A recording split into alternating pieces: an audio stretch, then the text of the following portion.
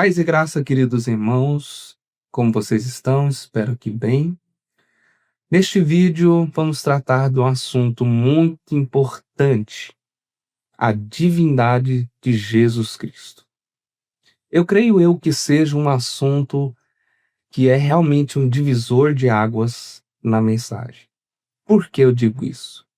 Porque eu tenho certeza que a partir desse ponto, a partir deste estudo, você terá que tomar uma decisão em sua vida. A sua vida não será mais a mesma a partir deste vídeo.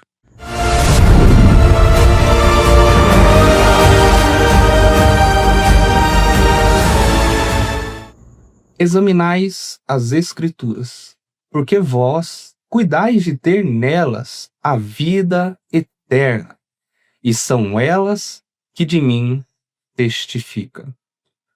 Bom, quem está falando aqui não é nada mais e nada menos do que Jesus Cristo. Jesus Cristo nos dá uma ordem. E com uma ordem, nós precisamos ser obedientes. Precisamos obedecer à ordem de Jesus. As Escrituras devem ser examinadas. Nós precisamos ter este hábito, examinar as Escrituras. Mas por que razão nós devemos examinar as Escrituras? Por uma razão. Primeira razão, porque através delas, através das Escrituras Sagradas, podemos ter a vida eterna. Em outras palavras, é através da Palavra de Deus que nós conseguimos ser salvos. Aqui Jesus está estabelecendo uma ideia de que não há possibilidade de salvação sem as Escrituras. Para que uma pessoa seja salva, ela precisa escutar a Palavra de Deus. Então esse é um dos princípios que Jesus Cristo estabelece. Outro princípio é de que são elas que testificam de Cristo. Ou seja, as Escrituras Sagradas são responsáveis por transmitir a verdade acerca de Deus. Então ela é um documento, um registro de autoridade e de verdade. Portanto, ela precisa ser examinada, precisa ser investigada, pois ela se comprovará como a verdade. Agora vamos aos objetivos. Quais são os objetivos deste estudo? O primeiro objetivo desse estudo não é que os irmãos, os adeptos da mensagem, sejam maltratados, sejam envergonhados, sejam humilhados. Não. Este não é o objetivo desse vídeo. Se você veio aqui, neste vídeo, com essa ideia, então esse vídeo não é para você. Este vídeo busca transmitir a verdade com respeito, com amor, com carinho, com piedade. Trazer a verdade. E trazendo a verdade, nós não temos que ter medo, nós não precisamos ter receios, pois a verdade ela é investigar. Então estes são os objetivos deste estudo. Conceitos importantes. Para que possamos ler as mensagens, identificar o que está sendo dito, ou qual ideia, ou qual doutrina está sendo dita ali, há alguns conceitos importantes que vocês precisam observar. Quanto à divindade de Jesus Cristo, um dos conceitos muito importantes que nós podemos observar para compreender melhor a divindade de Jesus, ou todo o arcabouço teológico e bíblico que cerca toda essa questão, é o modalismo. O modalismo é uma doutrina unicista e herética, que surgiu por volta do século III, que consiste na ideia de que não existem três pessoas na divindade, mas que são apenas três modos de manifestação de uma única pessoa. Tomando, por sua vez, a perspectiva de que se trata de uma única pessoa, onde a sua distinção não se ocorre nas pessoas ou na divindade, mas apenas nos títulos, ou seja, Deus leva o título de Pai, Filho e Espírito Santo. essa é a perspectiva modalista unicista. Agora iremos ver a perspectiva ariana. É uma doutrina herética que surgiu no século IV, que nega que Jesus Cristo seja divino, ou seja, nega que Jesus Cristo seja Deus. Ela foi fundada por Ário, presbítero de Alexandria, no Egito. Não aceitava a ideia da consubstancialidade entre Jesus e o Pai. Ele afirmava que só poderia existir um único Deus, ou seja, uma única pessoa na divindade. Portanto, Jesus era apenas o seu filho, um homem, um ser criado, não divino. A perspectiva ariana unicista estabelece a ideia de que não há uma consubstancialidade entre Jesus e o Pai. O que isso significa? Significa que Jesus não possui a mesma essência que o Pai. O Pai possui a essência divina e Jesus não possui a essência divina. Portanto, ele passa a ser considerado apenas como um ser criado por Deus.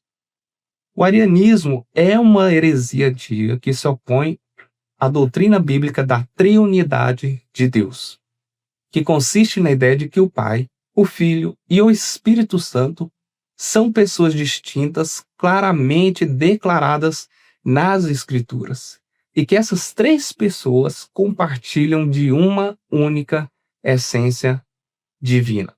Então, essa é a triunidade de Deus. Esse é o conceito da triunidade de Deus. Agora vejamos mais um conceito que os irmãos precisam conhecer antes de nós adentrarmos no estudo e na análise das mensagens e na palavra de Deus. Observe agora o nestorianismo. O nestorianismo é uma doutrina que defende a separação entre as naturezas humana e divina de Jesus. Foi proposta por Nestório, por isso ele leva o nome de nestorianismo. Nestório era bispo de Constantinopla entre 428 e 431. Nestório enfatizava a desunião entre a natureza humana e divina de Jesus, defendendo por sua vez a ideia de que Jesus unia em si duas pessoas, o Verbo, Deus divino, e o homem, Jesus, não divino.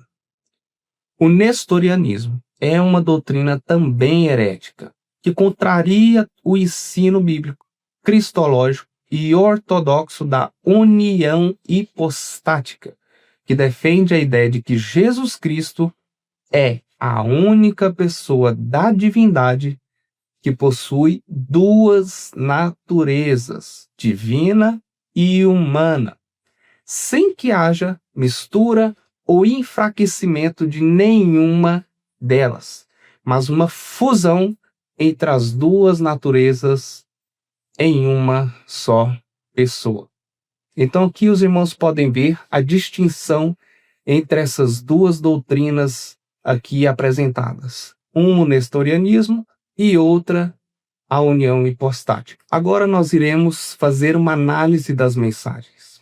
Qual é a perspectiva da mensagem a respeito da divindade de Jesus? Como os irmãos podem ver, na mensagem 640418b, no parágrafo 162, William Branham apresenta a pessoa de Jesus Cristo como um ser criado. Veja só o que diz. E Deus não poderia tomar o lugar de um humano, sendo ele espírito. Assim Deus criou uma célula de sangue que era seu próprio Filho, Jesus Cristo.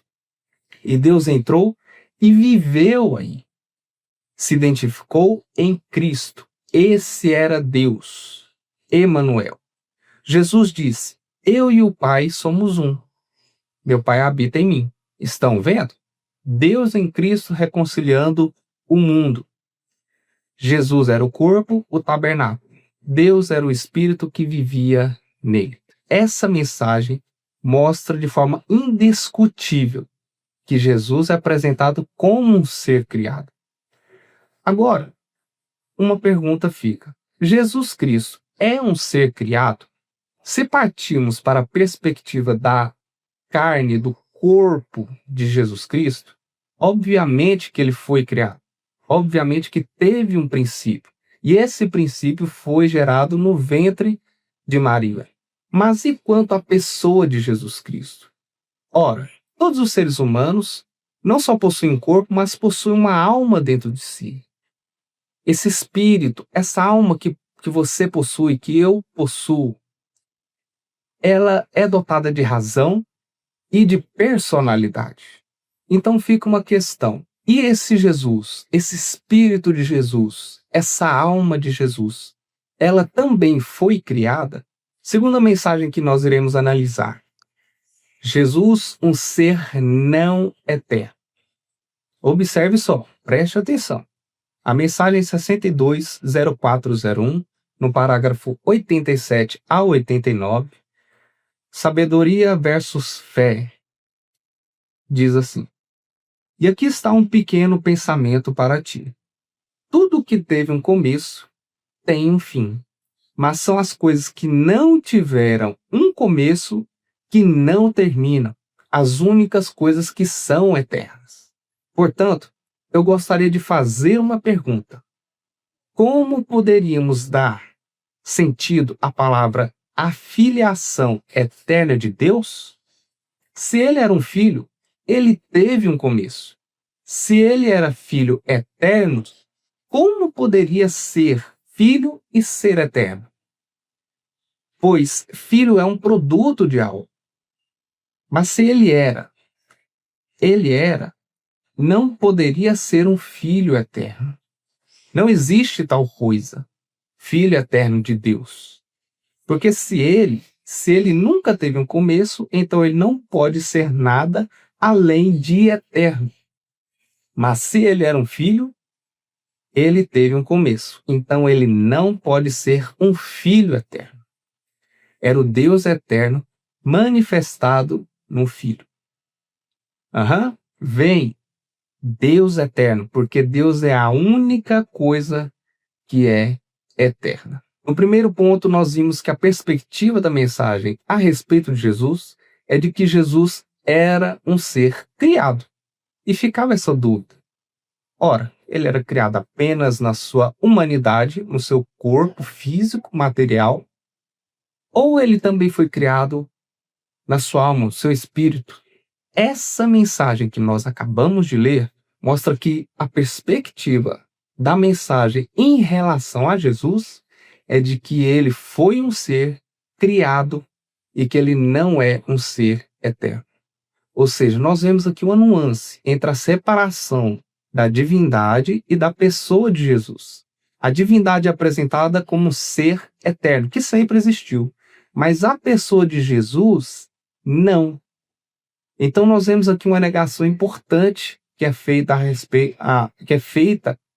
por William Branham, de que Jesus, o Filho, não é um ser eterno.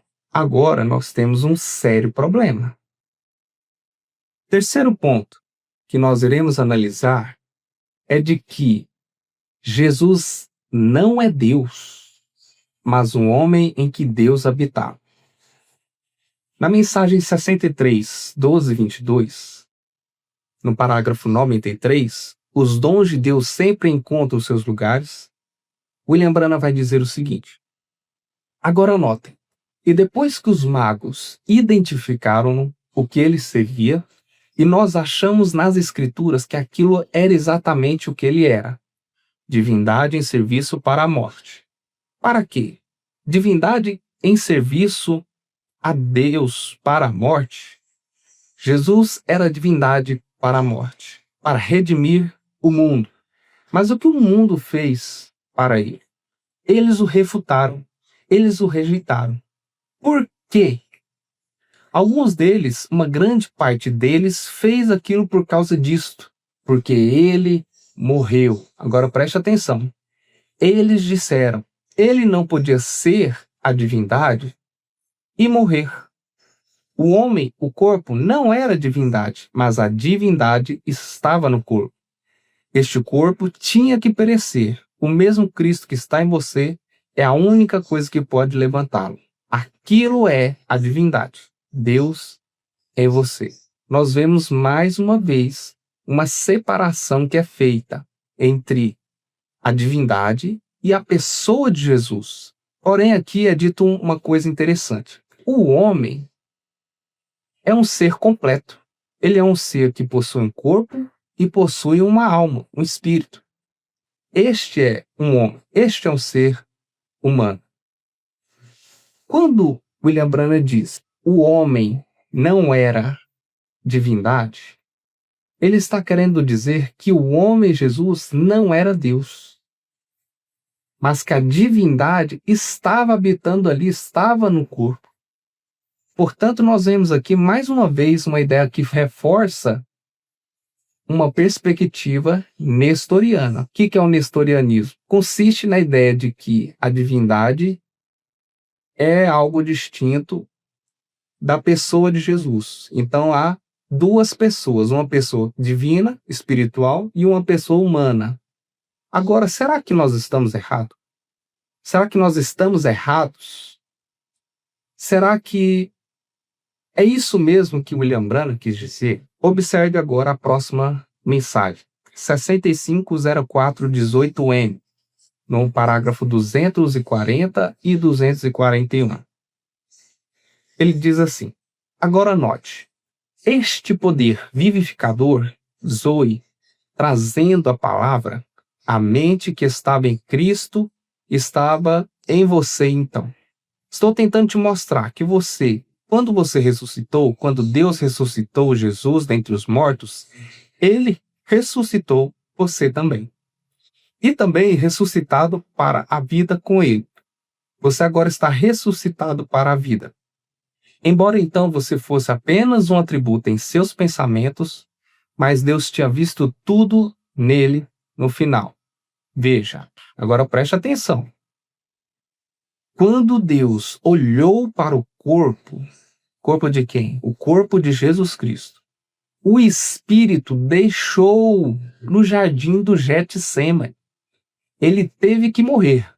Um homem, lembre-se, amigos, ele não tinha que fazer aquilo. Isso foi Deus. Deus ungiu aquela carne, que era carne humana. E ele não. Se ele tivesse ido até lá, como Deus, ele nunca teria morrido aquele tipo de morte.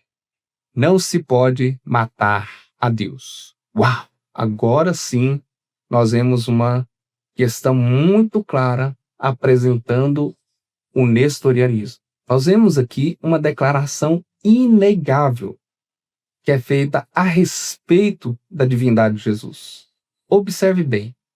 Se Jesus Cristo estava no Getsêmani e o Espírito que estava em Jesus deixou no Getsêmani, ou seja, saiu de Cristo, quem ficou ali no Getsêmani?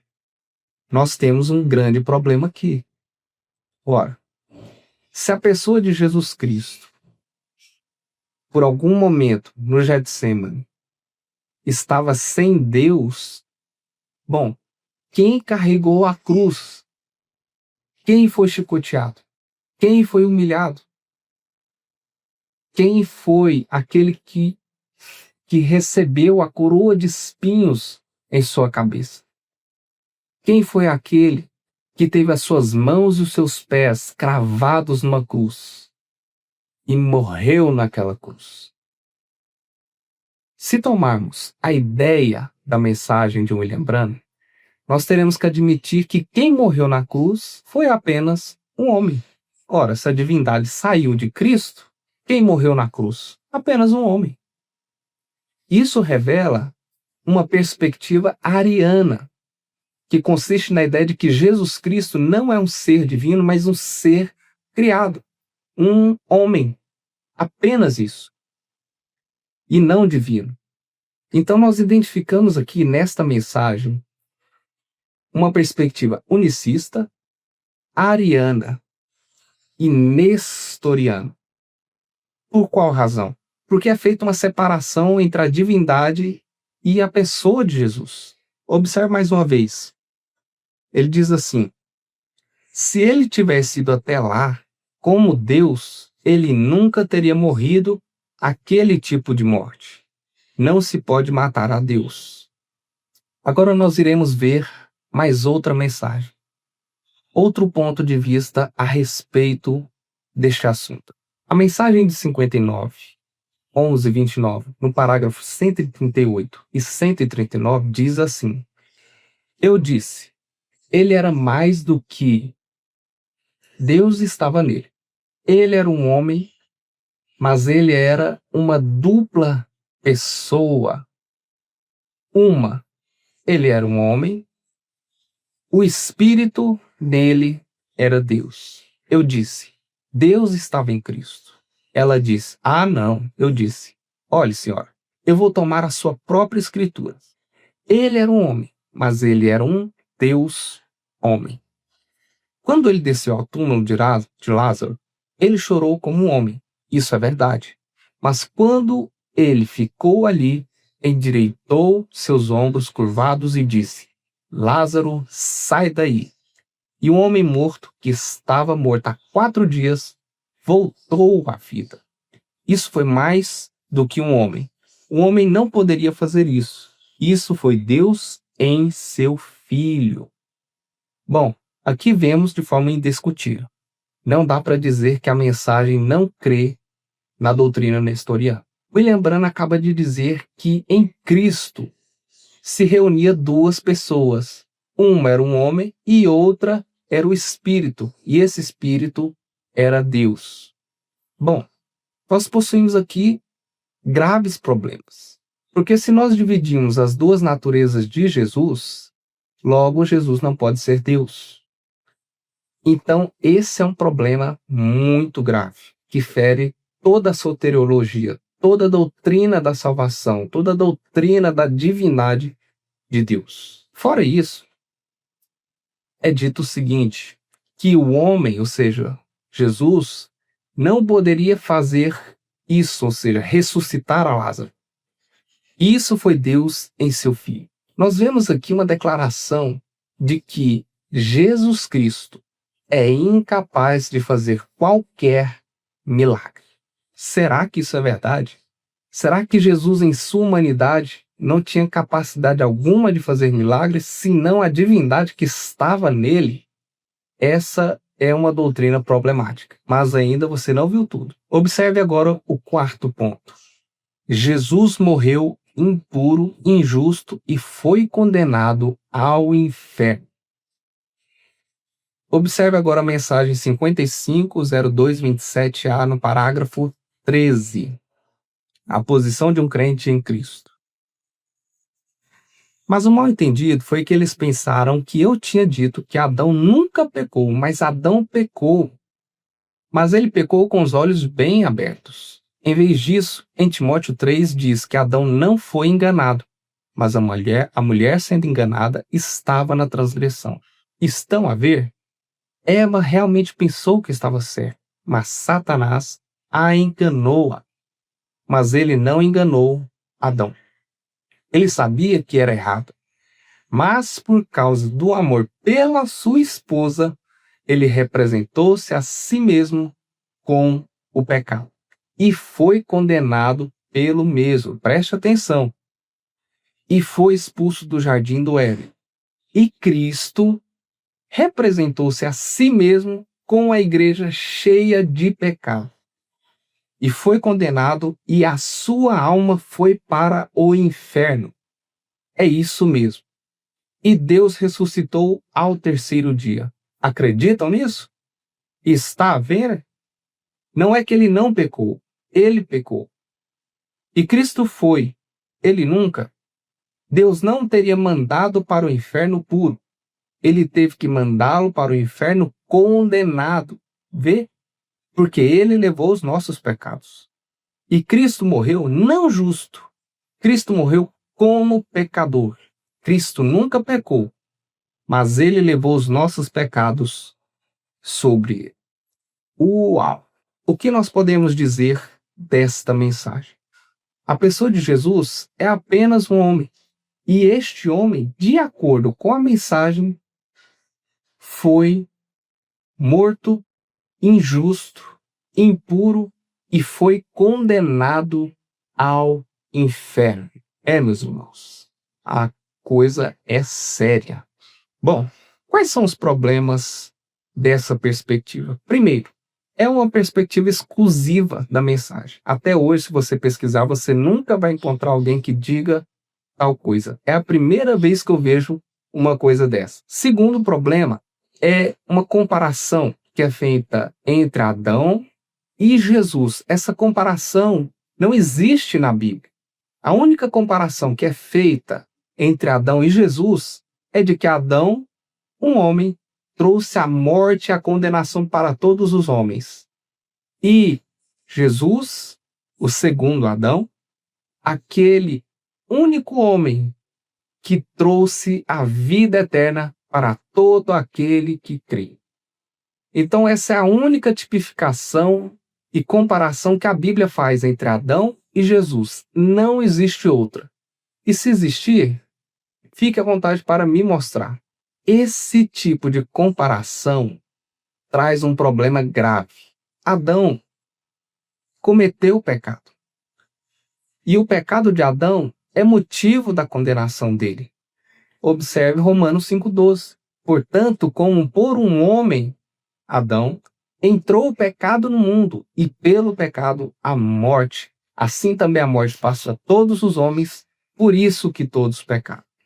Então observe que se nós aplicarmos essa comparação a Jesus, teremos que admitir que Jesus Cristo foi contaminado de alguma forma pelo pecado. Um problema terrível que é colocado aqui, que Jesus é apresentado como alguém que morreu não justo. Se Cristo foi considerado como injusto por Deus, como poderia a morte de Cristo conceder salvação? Nós temos aqui um problema muito grave, porque, de acordo com essa perspectiva da mensagem, não há salvação em Cristo. Tanta verdade que nem mesmo o sacrifício de Cristo na cruz foi capaz de perdoar os pecados. Deus, na mensagem, teve que condenar o seu filho ao inferno, porque o pecado não foi pago na cruz. Olha que problema grave. Sérios problemas. Sérios problemas. Como a Bíblia apresenta a divindade de Cristo? A Bíblia nos apresenta Jesus como Deus ou Jesus como apenas um ser criado? A Bíblia apresenta Jesus como alguém que foi condenado ao inferno? Será que é isso mesmo que a Bíblia está ensinando? Vejamos agora. Você pode observar que no lado direito nós temos os princípios apologéticos.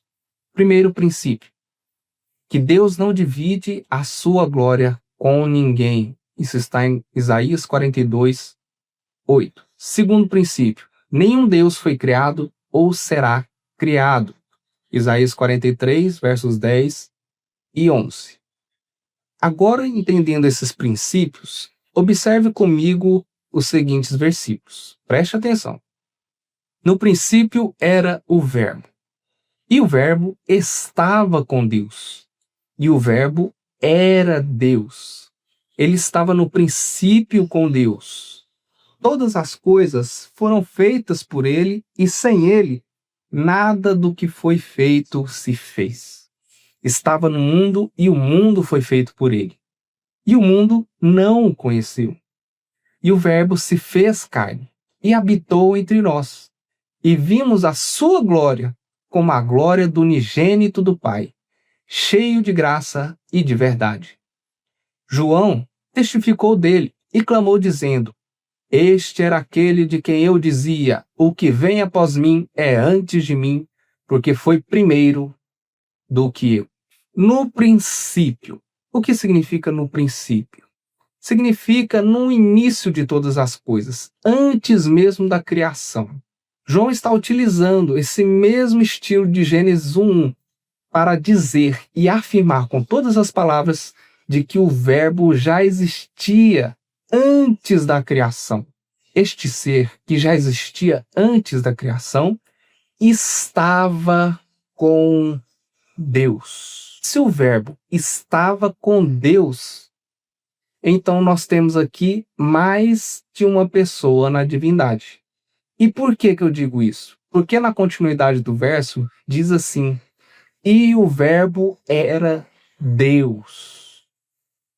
O que esse versículo está dizendo é que esse verbo, que de acordo com o verso 14, é aquele mesmo que se fez carne, que é Jesus Cristo, este, no princípio, antes da criação de todas as coisas, já existia na eternidade com Deus.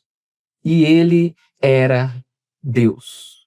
Isso é uma prova da divindade de Jesus, de que Jesus Cristo, o Verbo, o Logos, é Deus. Se nós analisarmos o verso 15, a Bíblia nos diz que João Batista, testificou dele e clamou dizendo: este, Jesus, era aquele de quem eu dizia: o que vem após mim é antes de mim, porque foi primeiro do que eu. Ora, João Batista, inspirado pelo Espírito Santo, diz que Jesus Cristo já era anterior a ele mesmo. Ora, se eles tinham idades muito equivalentes, a ideia que nós podemos ter é de que Jesus existia antes mesmo de João. E se Jesus existia antes mesmo de João, ele não pode ser um ser criado, mas um ser eterno. Agora, o segundo ponto diz assim, que Jesus já existia na eternidade com Deus. Agora vamos observar como nós podemos tirar uma prova disso. Observe que o conjunto de palavras no grego, proston, indica a ideia de uma pessoa que está na companhia de outra pessoa e possui um certo grau de relacionamento pessoal com ela. Analise os versículos abaixo. Observe, os mesmos versículos de João, capítulo 1, verso 1 e 2, porém no grego. Diz assim, en arche en hologos, kai hologos en proston theon, kai theos en hologos, autos en arche proston theon. Veja que a palavra proston theon está sendo utilizada para dizer que o verbo Jesus Cristo estava com Deus. Certo? Agora analisaremos Mateus 3:13, que diz assim: então veio Jesus da Galileia ter com João, junto do Jordão, para ser batizado por ele. O versículo mostra que Jesus estava vindo da Galileia para se encontrar com João Batista, para que ele conversasse com ele e fosse batizado por ele. Duas questões que nós observamos. Primeira, uma pessoa estar na companhia de outra, se encontrando com outra. E segundo ponto, que Jesus é batizado por João. Há algum tipo de relacionamento entre eles. Agora observe como está no grego.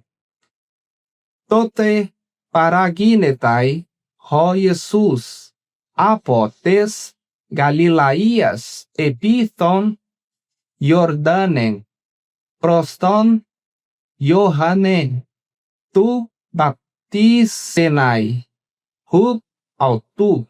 As mesmas palavras utilizadas aqui para se referir a essa companhia, essa relação entre João Batista e Jesus, é também utilizada em João 1, no versículo 1 e 2, mostrando que o verbo, o Logos, que é Jesus, estava na eternidade na companhia de mais de uma pessoa, e essa pessoa era divina e o verbo Logos também era divina. Aqui nós temos duas questões indiscutíveis. Primeira, que Jesus é um ser eterno. Segundo, que Jesus é Deus. E terceiro, existe mais de uma pessoa na divindade. Mas por quê? Lembra dos princípios apologéticos? O segundo princípio diz que nenhum Deus foi criado ou será criado. Ora, se nós temos mais de uma pessoa e essa pessoa é divina, obviamente que não foi um Deus criado. Esse Deus já existia na eternidade. Se esse Deus já existia na eternidade, então nós devemos compreender que se trata do mesmo Deus, mas que se manifesta em mais de uma pessoa na divindade. Observe agora o terceiro ponto. A Bíblia nos apresenta Jesus como um ser eterno. Veja João 17, versos 4 e 5, diz: Eu glorifiquei-te na terra, tendo consumado a obra que me deste a fazer. E agora, glorifica-me tu, ó Pai, junto de ti mesmo, com aquela glória que tinha contigo antes que o mundo existisse. Este é um versículo muito problemático para a mensagem. Nós vimos nas mensagens de William Branham de que há uma distinção entre a divindade e Jesus, correto?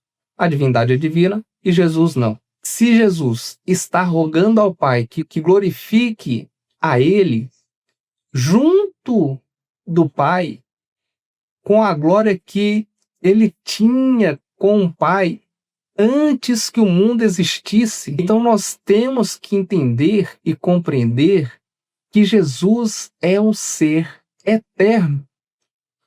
Que Jesus não é um ser criado. Na humanidade, no seu corpo, sim, Jesus foi criado. Mas no seu espírito, na sua divindade, não. Jesus sempre existiu na eternidade. Jesus sempre existiu junto ao Pai. E nesse versículo, todas essas afirmações, todas essas alegações de William Branham caem por terra. Este versículo é a prova de que Jesus recebe a mesma glória que o Pai, que é Deus, e já existia antes mesmo que o mundo existisse. Há uma separação. A mensagem e a Bíblia não podem concordar entre si. Agora observaremos mais alguns pontos. Observe agora. A pluralidade na unidade. Em João 17, 20 a 23, Jesus diz assim: E não rogo somente por estes, mas também por aqueles que pela tua palavra hão de crer em mim, para que todos sejam um, preste atenção, como tu, ó Pai, o és em mim, e eu em ti. Que também eles sejam um em nós, para que o mundo creia que tu me enviaste. E eu dei-lhes a glória que a mim me deste, para que sejam um, como nós somos um.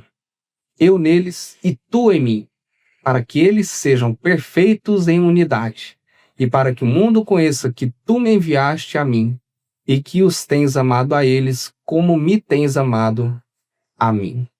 Bom, esse versículo aqui mostra um dos pontos importantíssimos a respeito da divindade de Jesus.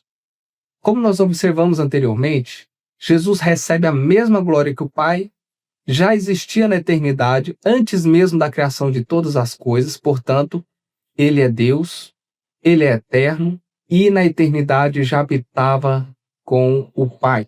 Agora, outra coisa que nós observamos também é a pluralidade na unidade. Jesus Cristo nos apresenta uma comparação para que possamos entender como é a divindade, como é a natureza de Deus. E é dito o seguinte, que todos eles, todos quem? Aqueles que creram em Cristo. Aqueles que creram em Cristo passam-se a ser igreja. Jesus está falando desse grupo, que a igreja sejam um, como tu, ó Pai, o és em mim. A divindade de Deus é comparada com a igreja no sentido da pluralidade na unidade. O que é a igreja? A igreja é um único corpo. Existem mais de uma igreja de Jesus Cristo? Não. Existe somente uma igreja, chamada de Igreja Universal de Cristo. A igreja ela é composta por apenas um membro? Não, óbvio que não. Ela é composta por muitos membros. Agora, Da mesma forma que a igreja, que é um único corpo, possui muitos membros, assim também a divindade é compreendida como uma única divindade, porém com mais de uma pessoa. Observe agora 1 João 5, versículo 7. Porque 3 são os que testificam no céu: o Pai, a palavra, aqui a palavra grega é logos, portanto é o verbo, a mesma palavra utilizada em João 1, e o Espírito Santo. E estes 3 são um. Observe o que este versículo simples está dizendo. Que há 3. 3 o quê? 3 divindades? Óbvio que não. Porque nós vimos que não há a criação de mais de um Deus ou a existência de mais de um Deus, senão um único Deus. São 3 que testificam no céu. 3 pessoas. O contexto deixa claro. O Pai, a Palavra e o Espírito Santo. E estes 3, observe o plural, estes 3, estas 3 pessoas são um. Então nós vemos aqui de forma clara, indiscutível, indubitável, de que a natureza de Deus é em essência, porém 3 em pessoas. Há mais de uma pessoa na divindade. Não há 3 divindades, mas uma única divindade que se manifesta em 3 pessoas distintas. Nós vemos aqui contradições muito fortes entre a mensagem e a Bíblia. E isso se torna um grande problema para aqueles que são unicistas. Porque se uma pessoa, entendendo e compreendendo todos esses versículos, ainda crê que há uma única pessoa na divindade, ela precisa rejeitar os demais versículos. Então não existe uma saída. Ou você assume aquilo que a Bíblia nos diz e crê que a divindade se manifesta em 3 pessoas distintas, ou você rejeita o Novo Testamento. Rejeitando o Novo Testamento, você tem 2 saídas. Ou você abandona a fé, ou você se torna judeu. Não existe outra saída. 5º ponto. A natureza teantrópica de Jesus. De sorte que haja em vós o mesmo sentimento que houve também em Cristo Jesus, que sendo em forma de Deus, não teve por usurpação ser igual a Deus, mas fez a si mesmo de nenhuma reputação, tomando a forma de servo, fazendo-se semelhante aos homens. E achado a forma de homem, humilhou-se a si mesmo, sendo obediente até a morte, e morte de cruz. Por isso também Deus o exaltou soberanamente, e lhe deu um nome que é sobre todo o nome, para que ao nome de Jesus se dobre todo o joelho dos que estão no céu e na terra, e debaixo da terra, e toda a língua confesse que Jesus Cristo é o Senhor, para a glória de Deus Pai. O verso diz que Jesus, sendo em forma de Deus, ou seja, Jesus é Deus. E esse Jesus que é Deus assumiu uma forma humana, fazendo-se semelhante aos homens. A Bíblia não diz que Jesus deixou de ser Deus.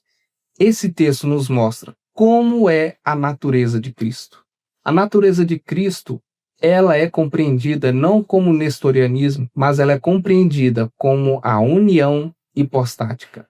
No que consiste a união hipostática? A união hipostática consiste na ideia, na perspectiva de que a natureza divina e a natureza humana se fundem em uma só pessoa, a pessoa de Jesus Cristo.